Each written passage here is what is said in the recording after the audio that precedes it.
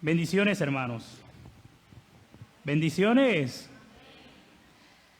Que la gracia y la paz de nuestro Señor Jesucristo sean multiplicadas en cada uno de los que estamos en este lugar y aquellos que nos ven a través de la vía virtual. Hermanos, estoy contento por la oportunidad que me da el Señor de estar una vez más, por primera vez acá, predicando su palabra. Pues toda la gloria sea para Él. Así que el hermano ha leído la palabra y pues a manera de introducción me gustaría decirles que un hombre en Australia fue arrestado y acusado de robar una oveja. Este se enfocaba en decir que esa era una de sus ovejas, que había estado ausente durante muchos días. Cuando este caso llegó a la corte, el juez no sabía cómo proceder ante este. Así que pidió que colocaran la oveja en la sala del tribunal y le pidió tanto al acusado como al demandante a que salieran de la sala. Así que el juez le pidió al demandante que llamara a la oveja. Esta no se movió para nada. Lo único que hizo fue levantar su cabeza y mostrar su mirada asustada. Luego llegó el turno del acusado y el juez le dijo que hiciera su llamada. Cuando hace su distintiva llamada, esta oveja salta y corre y sale hacia donde estaba el acusado. Era obvio que este era el dueño de la oveja, pues ésta había escuchado la voz de su amo. Hermano, eso es lo que Cristo ha hecho por nosotros y eso es lo que el Señor nos quiere enseñar a través de este pasaje. Pues aquellos que son ovejas de Cristo oirán su voz, atenderán el llamado y entrarán en su redil. Cuando estuvimos enseñando el Salmo 23, estuvimos hablando que las ovejas no tenían un mecanismo de defensa al igual que los otros animales. Estas no tienen velocidad, estas no tienen fiereza, no tienen garras, colmillos largos.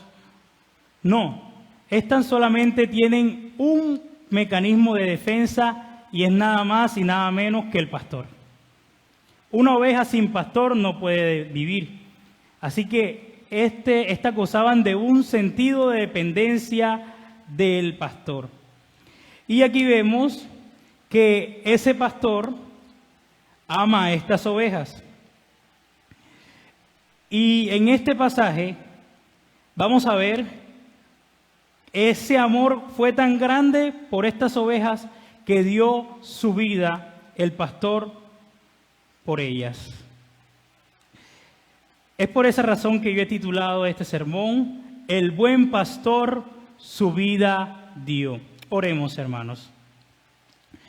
Amado Señor, Dios de gracia, Padre de misericordia, rogamos, Padre, que tu Espíritu Santo sea colocando el denuedo y sea trayendo el convencimiento, Señor, de tu palabra. Padre, que ésta tenga un efecto en nuestras vidas, Señor, que seamos oidores y hacedores de ella y no oidores olvidadizos. Padre, te pedimos que te glorifiques una vez más, porque tuya es la gloria, la honra y la alabanza por los siglos de los siglos. Amén. Bueno, hermanos, este suceso, esto ocurrió en el capítulo anterior a este pasaje. El Señor Jesucristo había sanado a un hombre ciego de nacimiento. Y los fariseos y los judíos se esforzaban en desacreditar este milagro, cuando habían pruebas claras de que había sido Jesús el que lo había sanado. Y esto demostraba que Jesús era el Hijo de Dios, no solamente por el hecho de haberlo sanado, sino por todos los cumplimientos que se habían visto, que se habían realizado. Así que este hombre que había sido ciego, que ahora veía, también se enfocaba en la conversación, en la discusión con los fariseos, se enfocaba en afirmar que Jesús era el que lo había sanado. Y como los fariseos, los judíos, no tenían argumentos para refutarle a este hombre que había nacido ciego, no le quedó más opción a los fariseos que atentar contra el carácter de este hombre. ¿En qué forma? Expulsándolo de la sinagoga. Jesús aquí también en esta parte hace un contraste entre un ladrón y el verdadero pastor de las ovejas. Jesús aquí quería mostrarles que Él era ese buen pastor que conoce a sus ovejas y que a cada una la llama por su nombre. Que a cada uno la llama por su nombre porque son de su propiedad.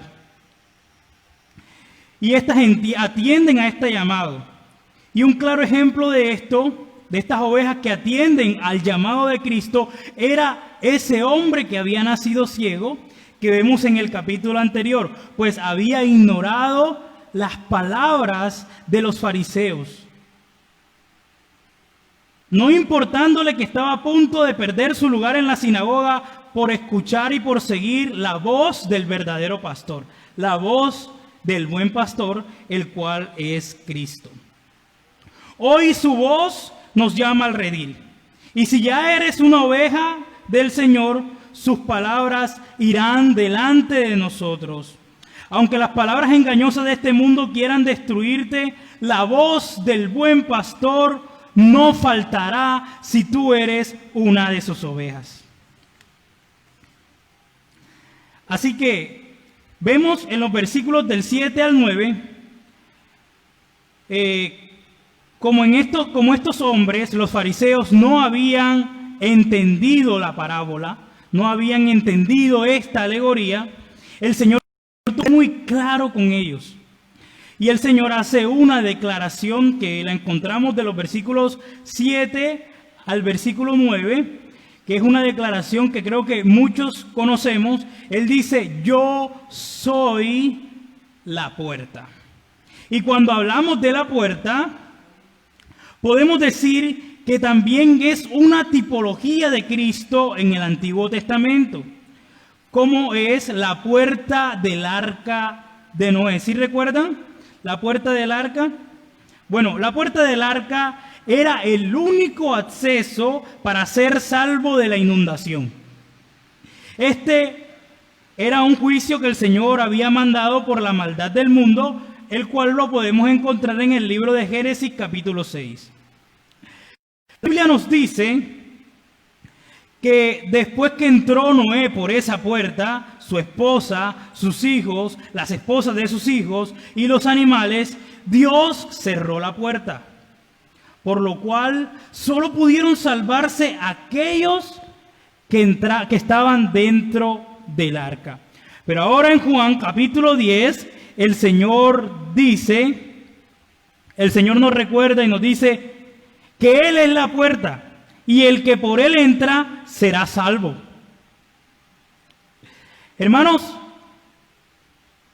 nuestro Señor Jesucristo es la salvación. O sea, en Él podemos encontrar la salvación. Solo en Cristo hay salvación. Solo en Él es que podemos tener paz. Solo en Él es que podemos tener el descanso para nuestras almas. La invitación es para ti. La única manera de encontrar salvación, paz, perdón, una vida abundante en este mundo y en el venidero es rindiéndote a Cristo. Y esa puerta solamente se abre en arrepentimiento y fe. Pero, ¿cuáles son las ovejas de Cristo? ¿Cuáles son esas ovejas? Son aquellas que oyen su voz y lo siguen. ¿Por qué? Porque le pertenecen. ¿Y por qué le pertenecen al Señor Jesucristo? Porque el Padre se las dio desde antes de la fundación del mundo. Leamos los textos del capítulo 10. Dice, de cierto os digo, el que no entra por la puerta en el redil de las ovejas, El que no entra por la puerta en el redil de las ovejas, sino que sube por otra parte, ese es ladrón y salteador. Mas el que entra por la puerta es el pastor de las ovejas es. A este abre el portero y las ovejas oyen su voz y a sus ovejas llama por nombre y las saca. Y cuando ha sacado fuera todas las propias, va delante de ellas y las ovejas le siguen porque conocen su voz. Versículo 11 dice, yo soy el buen pastor su vida da por las ovejas. Mas el asalariado, y que no es el pastor, de quien no son propias las ovejas, ve venir al lobo y deja las ovejas y huye. Y el lobo arrebata las ovejas y las dispersa.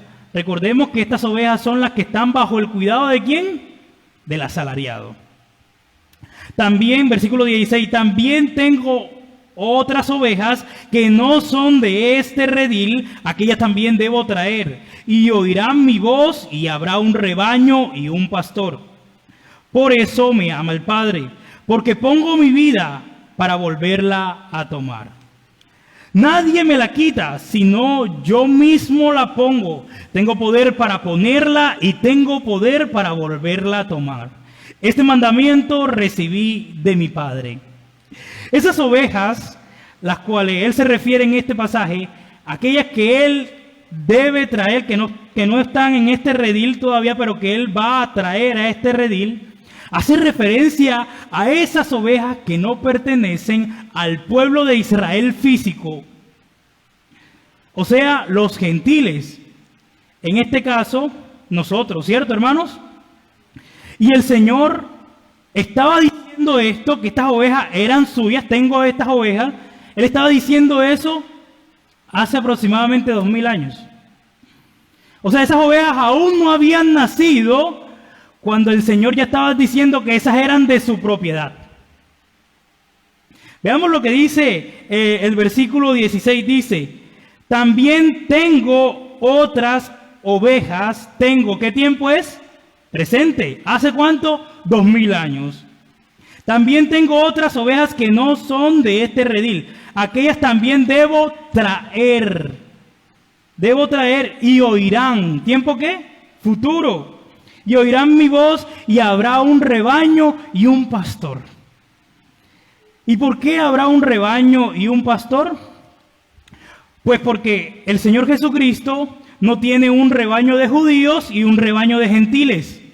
El Señor Jesucristo tiene un solo rebaño conformado por personas de todo el mundo. Por personas de todo el mundo. Así que esto lo vemos en 1 de Juan capítulo 2, versículo 2. Dice, y Él es la propiciación por nuestros pecados. Y no solamente por los nuestros, sino también por los de todo el mundo. Pero ¿ahora qué? ¿Será que el Señor Jesucristo murió por todas las personas que vivieron en este mundo, que viven y que vivirán? ¿Será así? Pues no. El Señor Jesucristo, lo que nos quiere decir esto es que nuestro Señor, el rebaño que Él está formado por personas, como lo dije anteriormente, de todas partes del mundo. Veamos lo que dice Efesios capítulo 1, versículo 3 al 4. ¿Por qué este rebaño es suyo? Porque el Padre se lo dio desde antes de la fundación del mundo. Efesios capítulo 1, versículo 3 y 4 dice, bendito sea el Dios y Padre de nuestro Señor Jesucristo, que nos bendijo con toda bendición espiritual en los lugares celestes, en Cristo, según nos escogió en Él antes de la fundación del mundo, para que fuésemos santos y sin manchas delante de Él. ¿Y qué dice el Señor en este mismo capítulo, en el versículo 27? Mis ovejas oyen mi voz, y yo las conozco y me siguen. Y yo le doy vida eterna, y no perecerán jamás. y nadie las arrebatará de mi mano. Versículo 29 dice, mi Padre que me las dio es mayor que todos, y nadie las puede arrebatar de la mano de mi Padre. El Padre fue el que le dio estas ovejas a Cristo. Y esto también nosotros lo podemos encontrar en el discurso del pan de vida. Dice, todo lo que el Padre me da, vendrá a mí. Y el que viene a mí, no le echo fuera. ¿Quiénes son los que vienen a Cristo? Los que el Padre le da. ¿Y qué hace Cristo? Los recibe gozosos, no los echa fuera. No les echa fuera. Dice, porque he descendido del cielo para hacer la voluntad, no para hacer mi voluntad, sino la voluntad del que me envió. Y esta es la voluntad del Padre, que de todo lo que me diere no pierda yo nada, sino que todo lo resucite en el día postrero. Lo mismo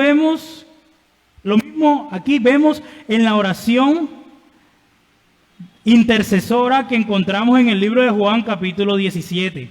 La oración en la que Cristo oró por sus apóstoles. Pero hay un detalle más en ese pasaje. El Señor dice, he manifestado tu nombre a los hombres que del mundo me diste. Tuyos eran y me los diste, y han guardado tu palabra. Yo ruego por ellos, no ruego por el mundo, sino por los que me diste, porque tuyos son. Y todo lo mío es tuyo, y lo tuyo es mío, y he sido glorificado en ellos. Versículo 20, dice, mas no ruego solamente por estos, sino también por los que han de creer en mí por la palabra de ellos. Jesús estaba diciendo, no ruego solamente por estos, haciendo referencia a sus discípulos, sino también por aquellos que creerán en su nombre. Amado hermano, déjame decirte que en Juan capítulo 17, el Señor oró por ti y por mí. El Señor estaba orando por nosotros, por sus hijos, por su iglesia. Porque el Padre nos ha escogido soberanamente para que nosotros fuésemos de Cristo. Y fue por esta razón, por ninguna otra, que nosotros respondimos favorablemente al llamado del Evangelio. Aquellos que no son ovejas de Cristo, no tienen sus oídos abiertos a la voz del Señor. Y es por esta razón que los fariseos que vemos en el capítulo anterior no creían. No creían en él. ¿Por qué? Veamos lo que dice el versículo 24. Dice, entonces los judíos lo rodearon y le decían, ¿hasta cuándo nos vas a tener en suspenso? Si tú eres el Cristo, dínoslo claramente. Versículo 25, Jesús le respondió, se los he dicho y no creéis. Las obras que yo hago en nombre de mi Padre, ellas dan testimonio de mí. Pero vosotros no creéis porque no sois de mis ovejas, como os he dicho. Ellos no eran ovejas de Cristo. Y aquellos que no son ovejas de Cristo no atenderán al llamado del Señor. Las ovejas de Cristo manifiestan ser ovejas de Cristo porque oyen la voz y ¿qué hacen? Lo siguen. Lo siguen a Él. Pero lo más importante, y puede que en algún momento nosotros hayamos estado escuchando otras voces y no la voz de Cristo. Pero el que es oveja de Cristo, tarde o temprano escuchará la voz de su pastor. Esto es lo más importante, que vendrá a Él en arrepentimiento y fe. Ahora bien, ¿qué es lo que hace Cristo por sus ovejas? Pues el Señor ha mostrado un amor tan grande por estas ovejas, que Él estuvo dispuesto a dar su vida por ellas. ¿Y qué nos dice este pasaje a nosotros? Pues seguramente cada uno de nosotros tiene un testimonio, una historia diferente de cómo fue que se volvió cristiano, que se convirtió en cristiano, ¿cierto? Pero cada quien puede tener una forma diferente, pero lo más importante es que nos enseña este pasaje, esta parte, es que detrás de cada evento, detrás de cada elemento que se conjugó para que tú pudieras atender al llamado del Evangelio, estaba Cristo. Estaba Cristo detrás de todo. Y Él nos atrajo con cuerdas de amor. Pero ahora veamos esta parte, una parte sorprendente de este texto, y es el hecho de que Cristo, como buen pastor, salva a sus ovejas, pero ¿en qué forma? ¿Cómo el buen pastor salva a esas ovejas? Que nos dice el pasaje, dando su vida por ellas. Veamos, hermanos, ¿qué sucede cuando un pastor muere atacado por el lobo? ¿Qué sucede?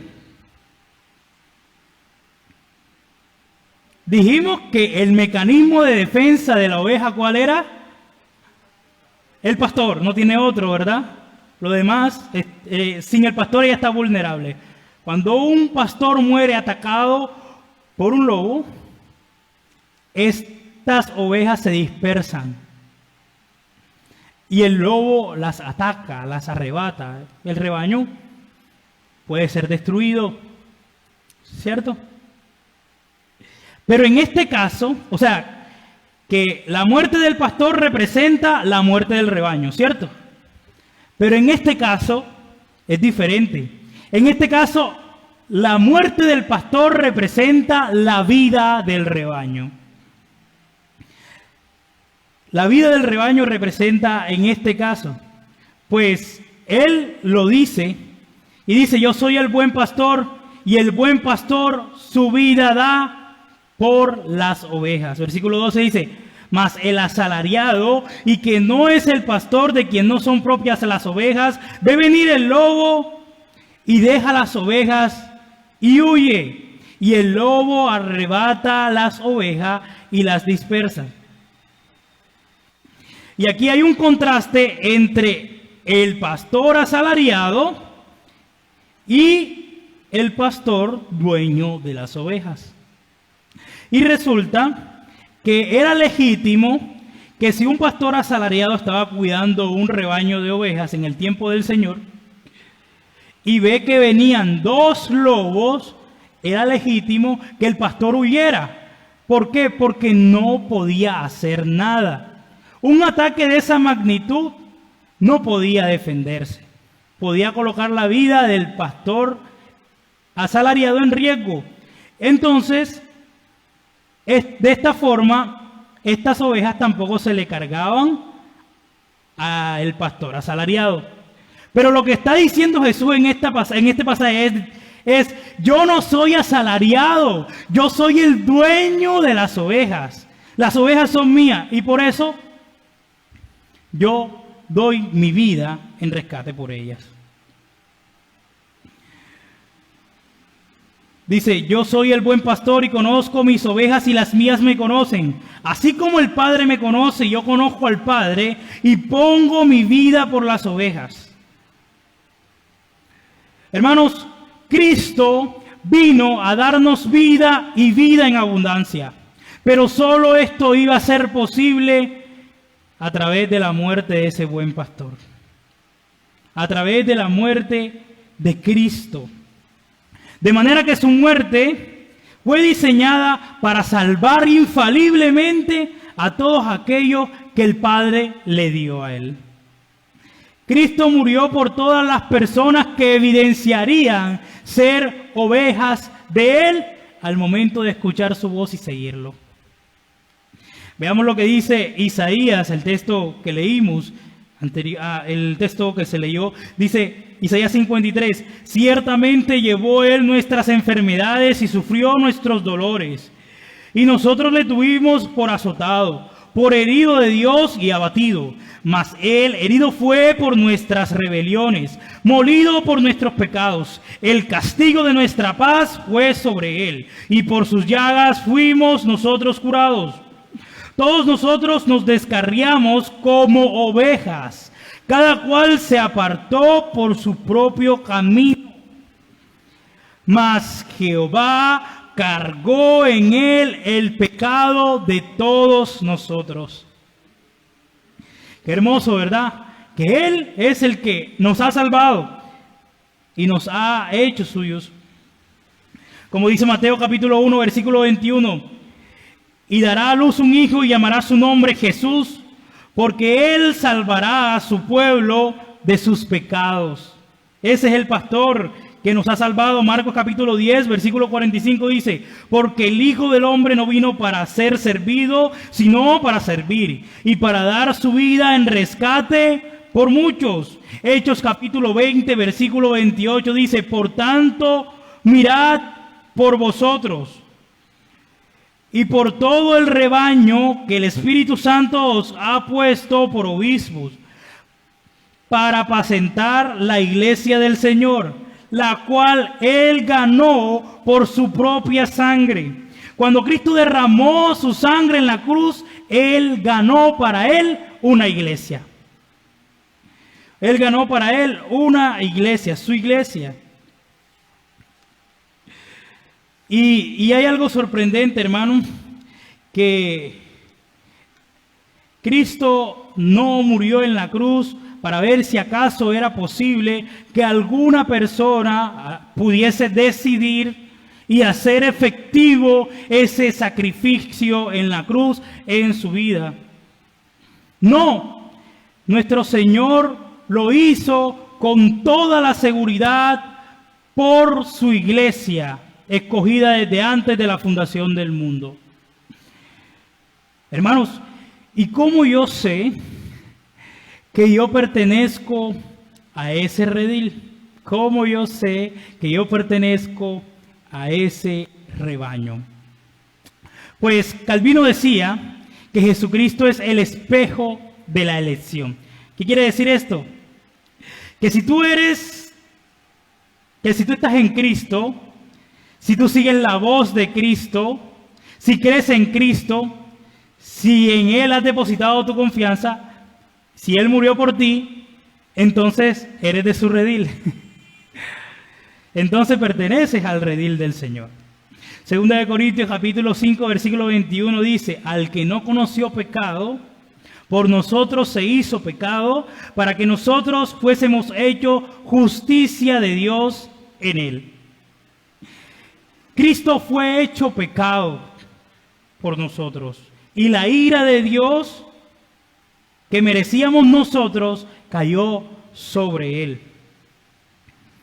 Y de ser enemigos de Dios a través de ese sacrificio de Cristo en la cruz, a través de ese pastor que dio su vida para rescatar a sus ovejas, es que nosotros pasamos a ser de enemigos de Dios a poder sentarnos en la mesa con Él. Es imposible, hermanos, que una oveja por la que Cristo murió termine en el infierno. Es imposible. No solo por el hecho de que Cristo ya la ha comprado, ya Cristo ha pagado su deuda, sino porque también la justicia de Cristo le es imputada a esta oveja. ¿Cómo así? Que Cristo no solamente pagó mi deuda, sino que también me abonó a mi cuenta la vida perfecta que Él vivió a mi vida. O sea, ahora el Padre, cuando nos ve a cada uno de nosotros, no ve, oh, pero qué pecador es Rafael. O qué pecador es Julián. No, ahora Él ve a Cristo en nuestras vidas. Qué hermoso, ¿verdad? Él ha hecho eso a través de ¿qué? De su sacrificio. ¿Por qué? ¿Por amor a qué? A sus ovejas. Versículo Efesios capítulo 5 dice algo muy interesante. Dice: maridos, amad a vuestras mujeres como Cristo amó a la iglesia y se entregó a sí mismo por ellas. Pero qué interesante que el apóstol Pablo utilice este pasaje al comparar la relación que Dios tiene con su iglesia con la relación que tiene un esposo con su esposa, ¿verdad? Con el amor que le demuestra un esposo a su esposa. Y es que a pesar de que Dios tiene un amor universal, Él ama a todo el mundo, pues hay algo muy, muy interesante en esto, y es que Él a su iglesia la ama de una manera especial. ¿Por qué? Porque así como el marido ama a su esposa de una manera diferente a como puede llegar a amar a otras mujeres, por ejemplo, en la fe, en el amor de Cristo, pero la forma en la que el marido ama a su esposa es una forma especial. De esa forma especial, el Señor ama también a su iglesia. ¿Por qué? Porque derramó su sangre por ella. ¿Por qué? Porque el Padre se la dio desde antes de la fundación del mundo. ¿Por qué? Porque Él la santifica. ¿Por qué más? Porque Él se presentará delante de ella al final de los días. Y es un misterio también ese gran amor, porque tú y yo no hemos hecho absolutamente nada para merecerlo.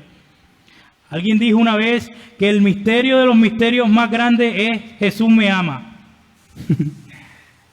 ¿Cierto que sí? ¿Qué he hecho yo? Nada en absoluto. Él nos ha escogido. Como dice el libro de Colosenses 3, versículo 12. Vestido pues como escogidos de Dios, santos y amados. Cristo murió en la cruz. Cristo no murió en la cruz para colocar a todas las personas del mundo en la categoría de perdonables, como dijimos anteriormente. Cristo murió en la cruz por su iglesia. ¿Y por qué entonces yo sí creí? Esto debe ser una pregunta, ¿cierto? Lo importante no debe ser...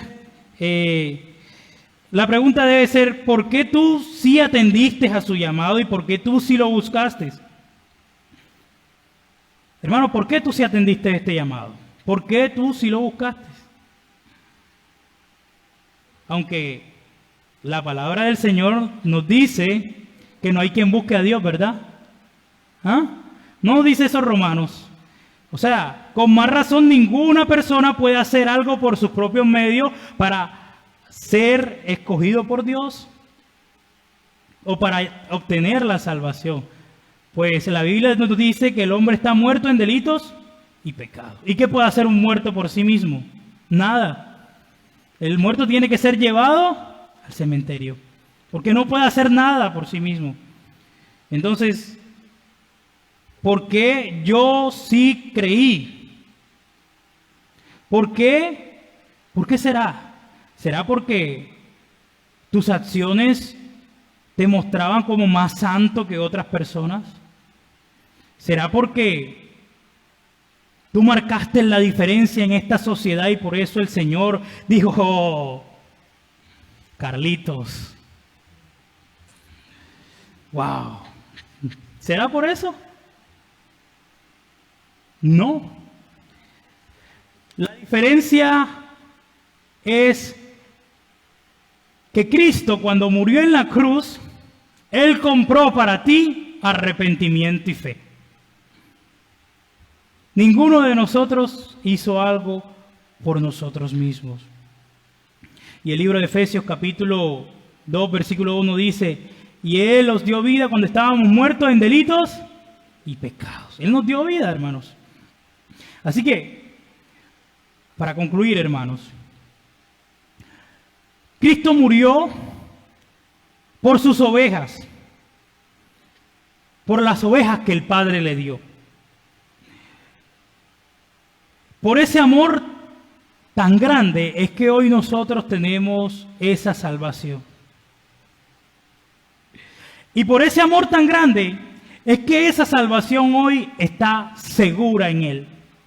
Porque ¿quién acusará a los escogidos de Dios? Ese mismo amor de Dios que vimos en el antifonal, porque de tal manera amó Dios al mundo que dio a su Hijo Jesús. Ese mismo amor es el amor que nos va a preservar hasta que estemos en la santa presencia del Señor. Porque ¿quién nos separará del amor de Cristo?